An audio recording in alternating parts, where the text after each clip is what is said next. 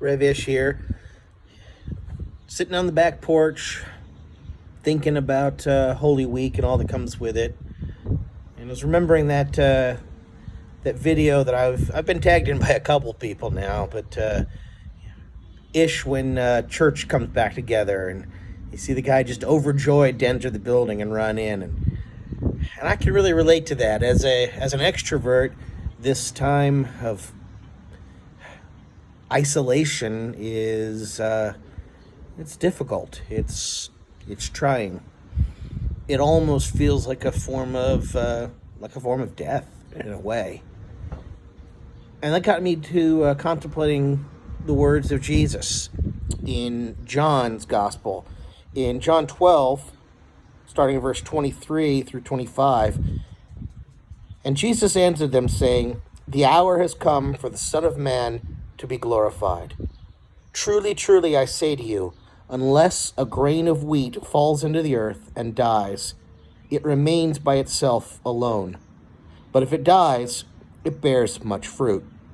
He who loves his life loses it, and he who hates his life in this world shall keep it to life eternal."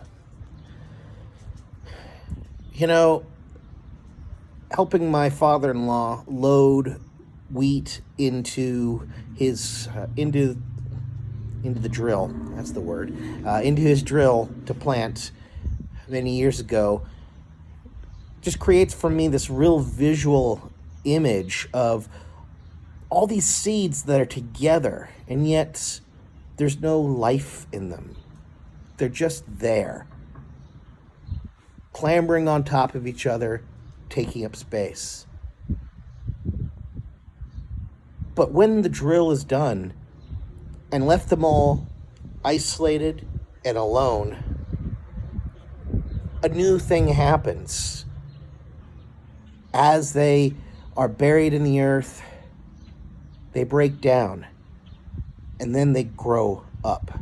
They plant roots, and they produce a fruit. I think that's part of what this time is for a lot of us. We're being planted. And where we are planted is where we need to grow. This is a time to get your roots into the Bible. This is a time to read and to watch sermons and to grow closer to Christ. Develop your roots. That way, as you push up, you'll create a fruit that is plentiful with 30, 60, or 100-fold return. So today, I urge you, take some time. Allow God to separate you out from that big mass of seeds. Allow Him to plant you. Allow your roots to grow and then become fruitful. Have a wonderful day. Shalom in Christ.